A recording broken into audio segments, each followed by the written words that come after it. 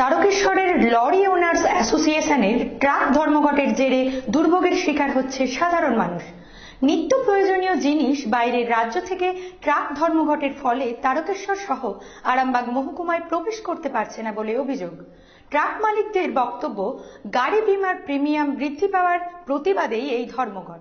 সারা ভারতবর্ষ জুড়েই চলছে ট্রাক মালিকদের ডাকে অনির্দিষ্টকালীন ট্রাক ধর্মঘট।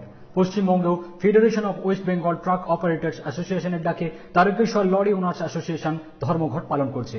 এই ধর্মঘটের জেরে সারা তারকেশ্বর জুড়ে প্রায় 200টি লরি দাঁড়িয়ে রয়েছে। ধর্মঘটী সংগঠনের পক্ষ থেকে জানা গেছে, গাড়ি বীমার প্রিমিয়াম বৃদ্ধির প্রতিবাদে এই আন্দোলন শুরু হয়েছে।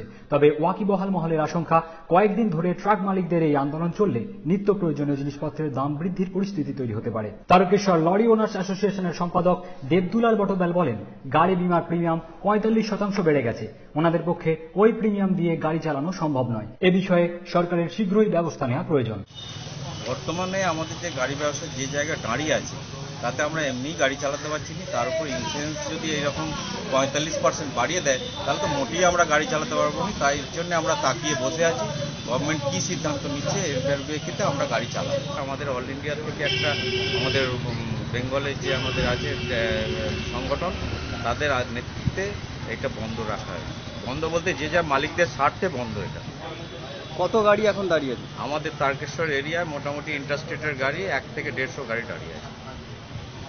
কবে কি চালু হবে কিছু বুঝে? কবে চালু হবে, যতক্ষণ না সরকারের সঙ্গে একটা সিদ্ধান্ত আসছে, মানে ইন্স্যুরেন্সের সঙ্গে, ততদিন মানে মোটামুটি আজকে একটা বৈঠক আছে বলছে, দেখা যাক কী হয়। তারপর আমরা চিন্তাধারা, যেটা আমাদের বেঙ্গলের যে সংগঠন আছে, ওরা যেটা সিদ্ধান্ত নেবে আমরা সেই সিদ্ধান্তই। তারকেশ্বর লরি ওনার্স অ্যাসোসিয়েশনের পক্ষ থেকে জানা যাচ্ছে, সরকারের সঙ্গে আলোচনা করে লরির রাজ্য সংগঠন federation of West Bengal truck operators association যা সিদ্ধান্ত নেবে সেই মতো গাড়ি চালানো হবে। ধর্মঘটের জেরে তারকেশ্বর সহ আরামবাগ মহকুমাতেও ধর্মঘটের ছাপ পড়েছে। স্থানীয় সূত্রে জানা গেছে, ধর্মঘটের জন্য বাইরের রাজ্য থেকে ডিম ও মাছের ট্রাক ঢোকেনি। এর ফলে সাধারণ মানুষ দুর্ভোগের শিকার হচ্ছে বলে দাবি বিশেষজ্ঞ মহলের। এই ধর্মঘট প্রসঙ্গে লালটু ঘোষ মণ্ডল নামে এক লরি ব্যবসায়ী জানান, গাড়ি চালানোর খরচ আগের তুলনায় অনেকটাই বেড়ে গেছে। কেন্দ্রীয় সরকারকে গোটা বিষয়টি খতিয়ে দেখতে হবে। অনুযায়ী 31 মার্চের পর 1 তারিখ থেকে 41% ওদের থার্ড পার্টি বাড়িয়ে দিয়েছে। বাড়ি দেওয়ার জন্য আমাদের ট্রাক ওয়েলফেয়ার অ্যাসোসিয়েশনের পক্ষ থেকে আমরা বারবার ওনাদেরকে অনুরোধ জানিয়েছিলাম যে 41% যে বাড়ি দিয়েছে, মানে 11,000 টাকা প্রত্যেকটা গাড়ির ইন্স্যুরেন্সের সঙ্গে থার্ড পার্টি অ্যাড হয়ে যাচ্ছে। তো এত টাকা যদি বৃদ্ধি হয়ে যায়, তারপরে আমাদের যা কন্ডিশান, গাড়ি এমনিতেই চলছে না। আর ওয়েলফেয়ার অ্যাসোসিয়েশনকে বলেছিলাম, ওনারা বলেন যে ঠিক আছে, যদি এত টাকা আমাদের ইন্স্যুরেন্সে বাড়ে তাহলে আমরা অনির্দিষ্টকালের জন্য গাড়ি বন্ধ রাখার সিদ্ধান্ত নেব। এই জন্য আমাদের গাড়ি এখন আপাতত বন্ধ হয়ে রয়েছে। এইভাবে ট্রাক ধর্মঘট চলতে থাকলে সাধারণ মানুষ দুর্ভোগের শিকার হবেন।